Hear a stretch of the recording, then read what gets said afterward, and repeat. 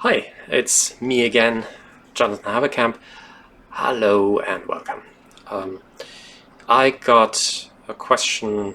The latest question I have is, can psychotherapy change the brain, or how does psychotherapy change the brain? Again, this is not medical advice or psychological advice. Copyright Christian Jonathan Haverkampf.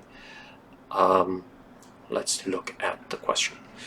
Now, yes, I mean, wherever you communicate with the world around you or with yourself inside you, so wherever information flows, that it reaches at some point the brain or feedbacks to the brain, you're actually changing the brain. The reason is that the brain is highly plastic. It's a large network of neurons, billions of neurons. Some people have made comparisons to what that means in the real world, and it's using ever greater superlatives to describe it. But essentially, it's a lot of neurons, it's a lot of nerve cells, and a huge, gigantic network where one neuron is connected not only to one, but to more than one, and also in different ways. And the interesting thing about the network is sometimes we have the comparison of hardware and software when it comes to the brain, but that's not really accurate unless you have a computer that really changes itself whenever information flows through it. And yes, they are developing such computers. So what happens is that when I mean, there are many mechanisms. One is just that if, for example, the rule that if two neurons fire together, they wire together, meaning like if you activate two neurons off in the brain, they tend to strengthen, that tends to strengthen the link between them. In a very kind of looking for it more in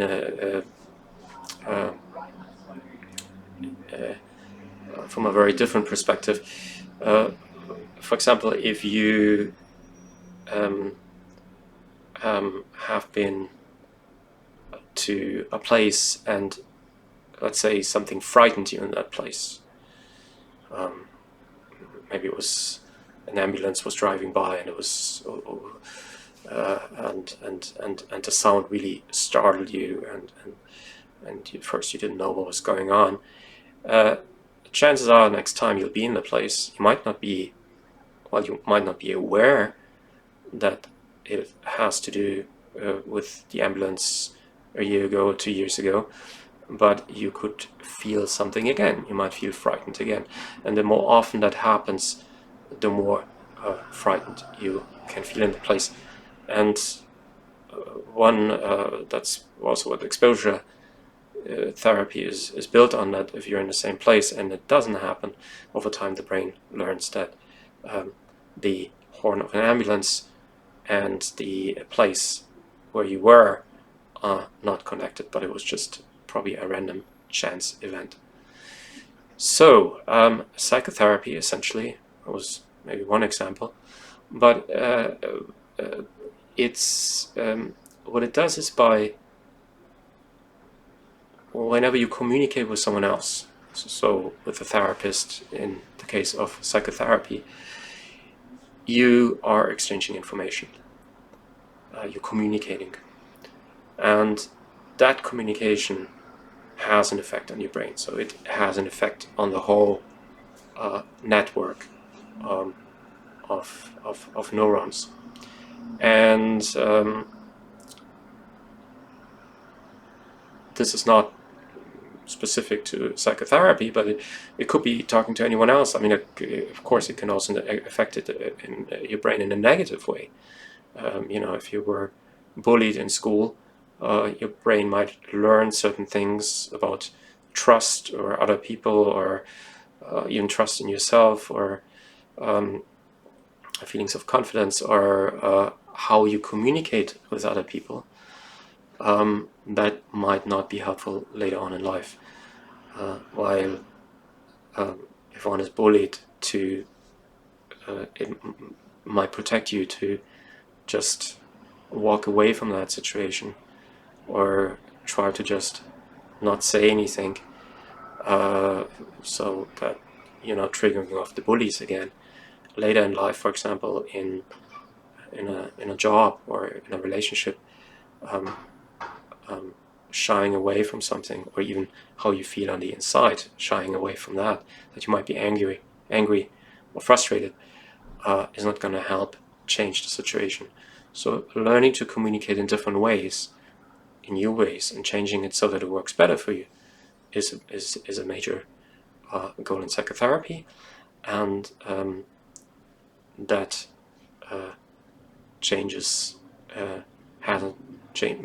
Yeah, it changes. I don't want to say reconfigure. It sounds, but it changes how information is processed, flows, and work with in the neural network. So psychotherapy is supposed to be healthy communication, or good communication, beneficial to you. But of course, everything we see, everything we hear, even when I talk to you on this video, changes brains. I mean, it also changes both our brains. It is just the experience talking here essentially changes my brain as well. And if you listen to it, of course, it has also an influence on yours. And that change is when the wiring essentially in a network, not just the wiring, also the neurons, and to a large extent, a neuron is both. It's a nerve cell, but it's also sending out dendrites and axons, and those are essentially the fibers within the network. They change. So they change the connectivity and the weight that is placed on a connection and where they connect to. So all this happens all the time, and if we expose ourselves to good communication, that means kind of like helpful feedback, seeing things that help us, or hearing things, or processing things that help us, all that will has a lasting positive effect.